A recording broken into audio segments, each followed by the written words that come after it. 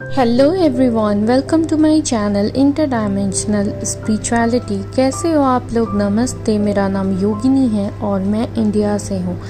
I welcome you all in the love and light of divine. अगर आप मेरे channel पर न्यू हो और आपको मेरी वीडियोस अच्छी लगे तो please like, share and subscribe. मैंने आप सभी लोगों की सुविधा के लिए अपने चैनल पे प्लेलिस्ट बना रखी है, तो प्लीज़ उसे चेक ज़रूर करें। लास्ट की वीडियो में मैंने बात की थी कुछ रियल टाइम ट्रैवल घटनाओं के बारे में, जिसमें एक व्यक्ति ने टाइम ट्रैवल का अनुभव किया है। और आज का मेरा टॉपिक है कि टाइम एक इल्यूजन है, टाइम एक सच नहीं है और टाइम एग्जिस्ट ही नहीं करता, यानी कि समय का कोई अस्तित्व नहीं है। सबसे पहले तो हम ये देखेंगे कि ये जो समय का जो कॉन्सेप्ट है, ये जो समय की थ्योरी है, ये सिर्फ हमारे अर्थ पे ही एग्जिस्ट करती है। ये हमारी मैन मेड थ्योरी है कि समय आ रहा है, समय बीत गया है, ये पास्ट टेंस है, ये फ्यूचर है, ये अभी प्रेजेंट मोमेंट चल रहा है। आप अगर अपना पास्ट देखोगे तो अभी आपका पास्ट कुछ नहीं है, बस एक मेमोरी है। आपकी जो यादें हैं वही आपका पास्ट है और आप सिर्फ अभी में जीते हो और आपका फ्यूचर कभी भी नहीं आता, क्योंकि हमेशा वो चीज़ प्रेजेंट होती है। जब जो फ्यूचर के बारे में आप सोच रहे हो, जब आप उस फ्यूचर में जाते हो तो वो चीज़ आपका आज बन जाता है। यानी कि समय ना पीछे है ना फिर आगे है, समय जो है वो अभी है, अगर आप इस तरह से समझना चाहो तो। और मैं कहूँगी कि समय है ही नहीं, हम सब मल्टी डायमेंशनल बीइंग हैं। और ये जो समय का कॉन्सेप्ट है, ये समय धारा का कॉन्सेप्ट है, समय चक्र का कॉन्सेप्ट है, ये हमें एक सीमित दायरे में बांध देता है, ये हमें रेस्ट्रिक्ट कर देता है, ये हमारे मल्टी डायमेंशनल एस्पेक्ट को ख़त्म कर देता है, ये हमें इस बॉडी में, इस 3D वर्ल्ड में ट्रैप रखता है। अब आप देखो कि समय हमारे अर्थ पे ही अलग अलग जगह पे अलग है। जैसे कि अगर मैं इंडिया में हूँ, अगर अभी सुबह हो रही है तो कहीं और हो सकता है उस समय रात हो रही हो। तो ये इंसानों ने अपने सुविधा के हिसाब से बनाया है ताकि वो एक दूसरे से सही से कम्युनिकेट कर पाएँ, सही से बता पाएँ, इसलिए बनाया गया है। अगर समय एक जैसा नहीं है सबके लिए तो फिर समय का अस्तित्व कैसे हो सकता है? ऐसा कैसे हो सकता है कि मेरे लिए तो रात है, किसी और के लिए अभी दिन है, किसी और के लिए कोई और समय हो रहा है। आप उनसे टाइम पूछो जो अभी इंडिया में नहीं होंगे, तो उनके लिए टाइम यानी समय कुछ और होगा। तो समय इस तरह से बदल रहा है, समय एक्चुअली में होता ही नहीं है। और हमारा भूतकाल, हमारा भविष्यकाल और हमारा जो प्रेजेंट है वो लीनियर नहीं है। जैसे हम सोचते हैं कि हम छोटे थे, फिर हम बड़े हुए, फिर अभी हम इस एज में हैं, फिर आगे और बड़े होंगे और एज बढ़ेगी, यानी कि आप 10 साल के थे, 20, 30, 40, 50। तो अगर आप 50 साल के हो तो आप सोचते हो कि 10 साल वाली जो आपकी एज थी, जो वो आपका भूतकाल था, वो बीत चुका है, वो समय जा चुका है। लेकिन हर एक चीज़ जो है वो एक साथ एग्जिस्ट करती है। यानी कि आपका जो भूतकाल वाला स्वरूप है, यानी जब आप 10 साल के थे, जब आप 11 के थे, 12 के थे, वो भी कहीं ना कहीं एग्जिस्ट करता है, यानी कि उसका भी अभी कहीं ना कहीं अस्तित्व है। और आपके 50 साल वाली उम्र का भी अस्तित्व है जो आज आप हो, और आपकी 90 साल वाली उम्र का भी अस्तित्व होगा। ऐसा ही होता है।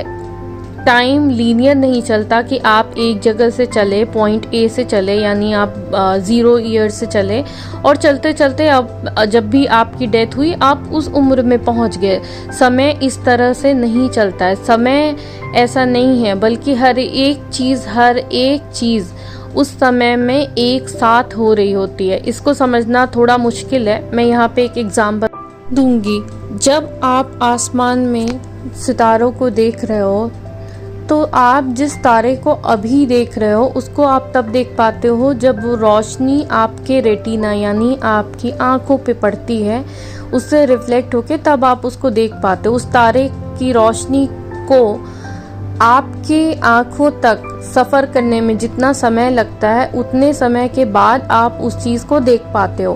तो आपने ये सुना होगा, साइंस की बुक्स में पढ़ा होगा कि वो चीज़ हमसे इतने लाइट ईयर्स दूर है। लाइट ईयर्स का मतलब होता है कि उस ग्रह से या उस सितारे से जो रोशनी आती है उसको पहुंचने में धरती तक इतने वर्ष लग जाते हैं। वर्ष, जो धरती का समय है उसके हिसाब से इतने वर्ष लग जाते हैं। तो हो सकता है आप जो भी सितारा देख रहे हो वो सितारा अभी वहाँ पे नहीं हो। उसका कारण ये है कि उसकी रोशनी जब वहाँ से चली थी तब काफ़ी समय बीत गया था धरती के ऊपर।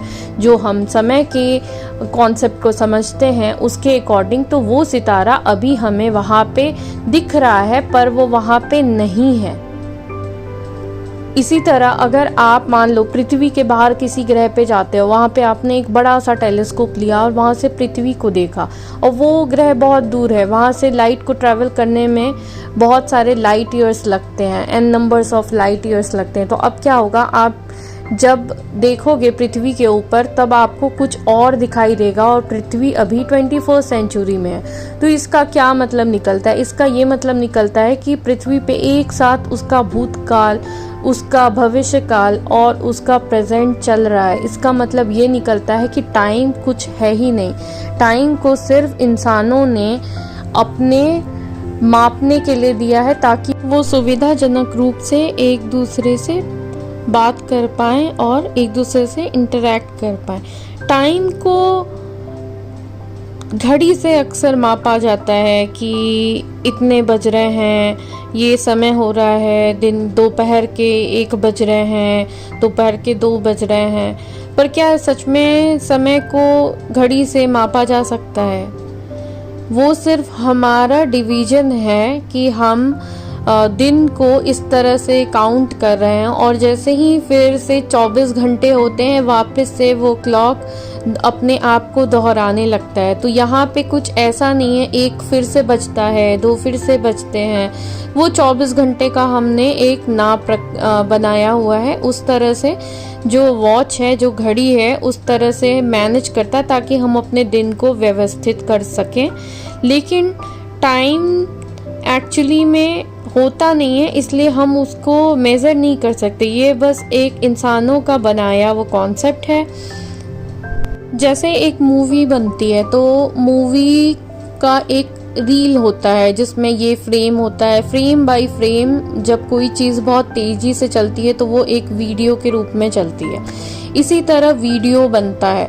वीडियो में जब आप बिल्कुल उसको माइन्यूटली देखोगे तो वो एक एक फ्रेम है जो बहुत तेज़ी से चल रहा होता है, जिसकी वजह से हमको वो मूव करते हुए दिखता है और वीडियो बनती है।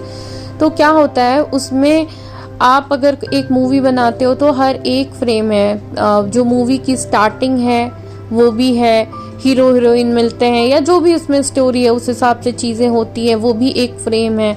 यानी पहला फ्रेम है जब मूवी स्टार्ट हो रही है, दूसरा फ्रेम है माना कि जो स्टोरी लाइन है हीरो हीरोइन या फिर विलेन वाली, तीसरा है उसकी एंडिंग। लेकिन ये तीनों ऐसा तो नहीं है कि एक के बाद एक के बाद, वो तो उस तरह से अरेंज की हुई है। लेकिन अगर आप उस मूवी को बाहर से देखोगे, पूरा एक्सेस कर पाओगे, तो वो आपकी मर्जी है कि आप कौन सा फ्रेम सेलेक्ट करते हो। आप चाहो तो किसी मूवी का एंड भी देख सकते हो। अगर आप अभी YouTube खोलो, अगर किसी मूवी का आप एंड देखना चाहो तो आपको क्या करना है, सिंपली आपको उस एंड में चले जाना है और आपको वो एंडिंग दिख जाएगी। आपको पूरी मूवी देखने की कोई ज़रूरत नहीं है कि आपने स्टार्ट किया और पूरी मूवी देख करके आप वहाँ तक पहुँचे। तो इसी तरह से ये हमारी लाइफ भी इसी तरह से और टाइम इसी तरह से एग्जिस्ट करता है। इसीलिए समय यात्रा संभव हो पाती है क्योंकि वो फ्रेम बाय फ्रेम है, वो लीनियर नहीं है कि पॉइंट ए से चल के और पॉइंट जी तक पहुंचना है। वो फ्रेम बाय फ्रेम है, ए भी उसी समय है, जी भी उसी समय है, बी जी जो चाहो उसी समय है। हम जिस चीज़ को एक्सेस कर पाते हैं हम उस जगह पहुंच पाते हैं। बहुत सारे जो एलिट्स हैं उनके पास ये टाइम ट्रैवल की टेक्नोलॉजी है क्योंकि वो इस बात को जानते हैं, पर हमें अभी तक अंधेरे में रखा गया है। उसका कारण क्या है? कंट्रोल। हमें कंट्रोल किया जा सके, कैसे हमें ये एहसास दिलाया जा सके कि we are only this body, कि हम कितने सीमित हैं, हमारी पहुंच कितनी सीमित है। ऐसी चीज़ों के लिए हम आश्चर्य प्रकट करते हैं जो चीज़ें हमने इस ह्यूमन बॉडी में आने के पहले करी होंगी, हज़ारों बार, लाखों बार, और हम उस चीज़ के लिए सक्षम भी हैं। लेकिन हम अब उस चीज़ों को आश्चर्य से देखते हैं क्योंकि हमें उस चीज़ का यकीन दिलाया गया, हमें अपने लिमिटेड होने का यकीन दिलाया गया। इसीलिए बहुत सारे जो हमारे वर्ल्ड के कॉन्सेप्ट बने हैं वो इसी वजह से बने हैं कि हमें लिमिटेड रखा जाए, हमें इस मैट्रिक्स में बांध के रखा जाए, हम सच को कभी जान ही ना पाए। आपको ये जान के आश्चर्य होगा, लेकिन डार्क फोर्सेस के पास ऐसी टेक्नोलॉजी भी है जिसमें वो स्पेस में भी ट्रैवल करते हैं। सबसे ज़्यादा गति होती है किस चीज़ की, हमें बताया गया है कि साइंस के अकॉर्डिंग लाइट की जो गति होती है, प्रकाश की गति, वो सबसे ज़्यादा होती है। पर उससे भी ज़्यादा फास्ट कौन सी चीज़ चलती है, वो है हमारे थॉट्स, हमारे विचार। हमारे जो विचार हैं उसकी गति सबसे ज़्यादा होती है। और ये जो टाइम का कॉन्सेप्ट है, ये जो समय चक्र में हम फंसे हुए हैं, पास्ट, प्रेजेंट, फ्यूचर, ये जो हम एक्सेस नहीं कर पाते, अपने मल्टी डायमेंशनल होने को समझ नहीं पाते, वो इसी वजह से है क्योंकि हमारे माइंड में ये टाइम का कॉन्सेप्ट बहुत गहरी तरह से बैठा हुआ है। हम ये सोच भी नहीं सकते, हम इमेजिन भी नहीं कर पाते कि टाइम ट्रैवल जैसी भी चीज़ हो सकती है। जब कुछ ऐसा होता है तो हम बहुत ज़्यादा आश्चर्य में पड़ जाते हैं, कैसे हुआ और कैसे नहीं हुआ। बहुत सारे ऐसे लोगों ने भी टाइम ट्रैवल का अनुभव किया जिन्होंने कोई टेक्नोलॉजी यूज़ नहीं की थी। जैसे मैंने अपने लास्ट वीडियो में बताया था सर गोडार्ड के बारे में, कैसे उन्होंने टाइम ट्रैवल का अनुभव किया। उन्होंने कोई टेक्नोलॉजी तो यूज़ नहीं की थी, उन्होंने फ्यूचर कैसे देख लिया, क्योंकि फ्रेम बाय फ्रेम वो चीज़ एग्जिस्ट करती है, वो चीज़ अस्तित्व में ऑलरेडी है। हम जिस फ्रीक्वेंसी से मैच करते हैं हम उस चीज़ को एक्सेस कर पाते हैं। डबल स्लिट एक्सपेरिमेंट में ये ऑलरेडी प्रूफ हो चुका है कि जब आप किसी चीज़ को ऑब्जर्व करते हो, जब किसी चीज़ पे आपका फोकस होता है, आप ध्यान देते हो, तो वो चीज़ डिफरेंट बिहेव करती है। और जब आप उसके ऊपर फोकस नहीं करते हो तो वो चीज़ अलग तरह से बिहेव करती है। अभी धीरे धीरे साइंस भी इस बारे में काफ़ी रिसर्च कर रही है और काफ़ी हद तक अब साइंस के अकॉर्डिंग भी ये स्टेटमेंट आ चुका है कि टाइम का कोई अस्तित्व नहीं है। तो आशा करती हूँ कि आज का ये वीडियो आप लोगों को अच्छा लगा हो। अगर आपको अच्छा लगा तो please like, share and subscribe. मिलते हैं नेक्स्ट वीडियो में, बाय।